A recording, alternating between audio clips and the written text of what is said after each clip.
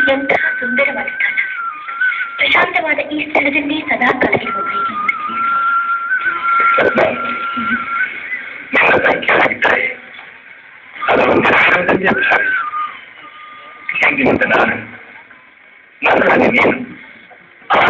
ಅಂತಿರುವ ಈ ಪವಿತ್ರವಾದ ಸ್ಥಳದಲ್ಲಿ ಶಾಶ್ವತವಾಗಿ ನೆಲೆಸಿಬಿಡೋಣ.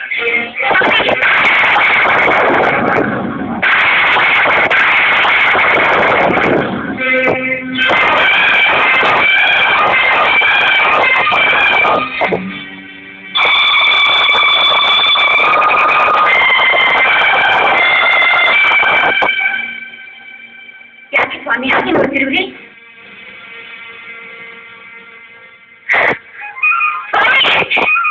ನನ್ನ ನೆನಪು ಮತ್ತೆ ಹೋಯ್ತೆ. ನಿರಂತರವಾಗಿ ನಿಮ್ಮ ಹೃದಯ ಕಾಲದಲ್ಲಿ ವಾಸ ಮಾಡುವ ನಿಮ್ಮಲ್ಲ.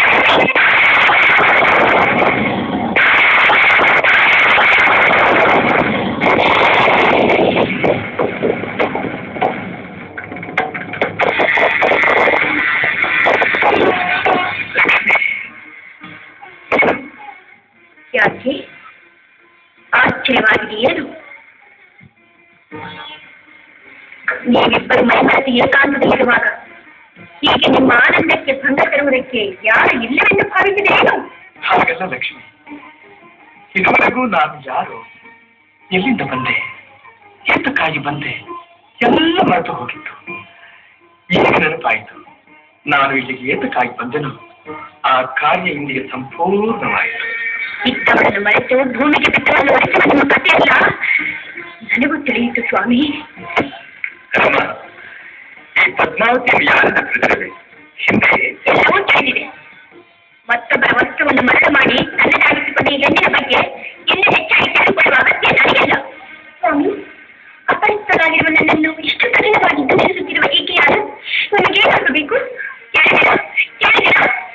ಇಂದ ಬಂದವರೊಬ್ಬರು ಎಂದಿನಿಂದಲೂ ಇರುವ ನನ್ನನ್ನು ಎಂತ ಪ್ರಶ್ನೆ ಕೇಳುವಂತೆ ಮಾಡಿಬಿಟ್ಟಿರಿ. ನಿಮಗೂ ನನಗೂ ಏನಾಗಬೇಕೆಂದು ಕೇಳುತ್ತಿದ್ದಾಳೆ ಈ ನಿಮ್ಮ ಪದ್ಮಾವತಿ. ಅದೇನು ಕೇಳಲು ಹೇಳಿ. ಸುಮ್ಮನೆ ಅವರ ಮನಸ್ಸನ್ನೇ ತಿಳಿಸಿದರೆ ನಮ್ಮಿಂದ ನಿನಗೇನಾಗಬೇಕು ಅದನ್ನು ಹೇಳು. ಆಗುವುದೆಲ್ಲ ಮಾಡಿ ಆಯ್ತಲ್ಲ, ಇನ್ನೇನಾಗಬೇಕು? ನನ್ನನ್ನು ವಂಚಿಸಿ ನನ್ನ ಸ್ವಾಮಿಯನ್ನು ಮದುವೆಯಾಗಲು ಅವರು ವೈಕುಂಠ ಬಿಟ್ಟು ಬರೋದನ್ನೇ ಎದುರು ನೋಡ್ತಿದ್ದೀಯಾ?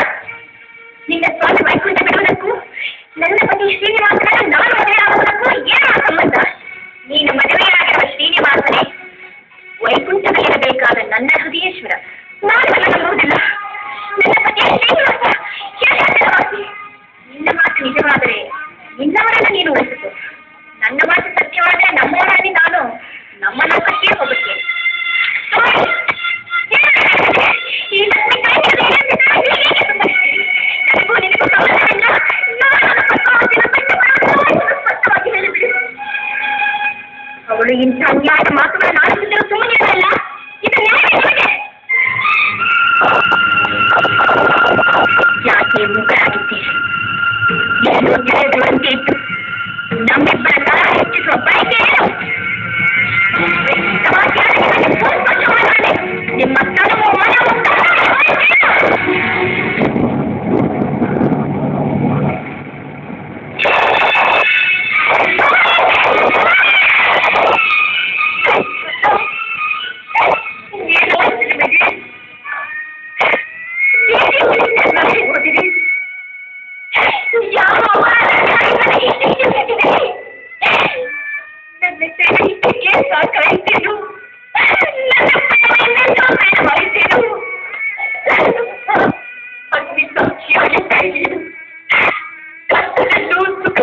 ಭಾಗಿಯಾಗುವುದೆಂದು ಪ್ರಮಾಣ ಮಾಡಿದಿರಲ್ಲ. ನಿಮ್ಮ ಮಾತು ಪದ್ಮಾವತಿ. ಇಂದಿನಿಂದ ನಾನು ನನ್ನೊಡನೆ ನೀನು ಆನಂದನೆಯಂತಿರುವ ಈ ಪವಿತ್ರವಾದ ಸ್ಥಳದಲ್ಲೇ ಶಾಶ್ವತವಾಗಿ ನೆಲೆಸೋಣ ಎಂದಿರಲ್ಲ. ಏನು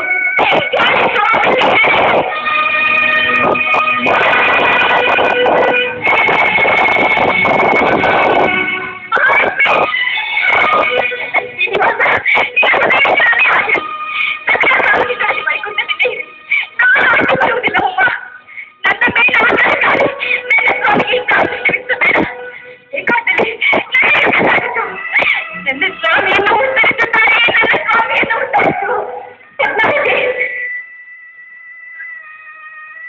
ಮಾತನಾಡುತ್ತೇನೆ. ನನ್ನ ಪತಿಯನ್ನು ಶಿಲಾರೂಪದಲ್ಲಿ ನೋಡಲು ನಾನು ಬಯಸುತ್ತೇನೆ. ಪತಿಯೇ ಸರ್ವಸ್ವವೆಂದು ನಂಬಿರುವ ಯಾವ ಸ್ತ್ರೀ ತಾನೇ ತನ್ನ ಪತಿಯನ್ನು ಶಪಿಸುವಳು? ನನ್ನನ್ನು ನಂಬು. ಸತ್ಯವಾಗಿ ಈ ರೂಪಕ್ಕೆ ನಾನು ಕಾರಣನಲ್ಲ. ಈ ಎಲ್ಲ ಹಗರಣಕ್ಕೆ ಅವನೇ, ಆ ಜಗನ್ನಾಥವೇ ಕಾರಣ.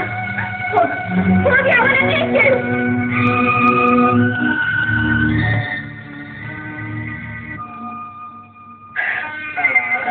ಸ್ವಾಮಿನಿ, ಶ್ರೀನಿವಾಸ, ವೆಂಕಟೇಶ, ನನ್ನ ಆಪ್ತನಾದರೆ ಮಗನಿಗೆ ಉಳಿಸಿದ್ದು. ನೀವು ಹೀಗೆ ಮೌನ ವಹಿಸಿದ ಮಾತಕ್ಕೆ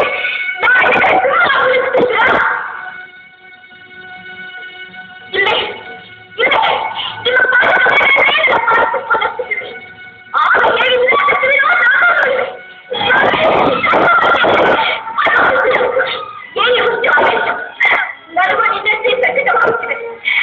ವೇದನೆಯಲ್ಲಿ ಸಮಭಾಗಿಗಳಾಗಿರುವ ನಾವು ಸಮಾಧಾನದಿಂದ ಮುಂದಾಗಬೇಕಾದನ್ನು ಚಿಂತಿಸಬೇಕು. ನನ್ನ ಮಾತು ಕೇಳಪ್ಪ.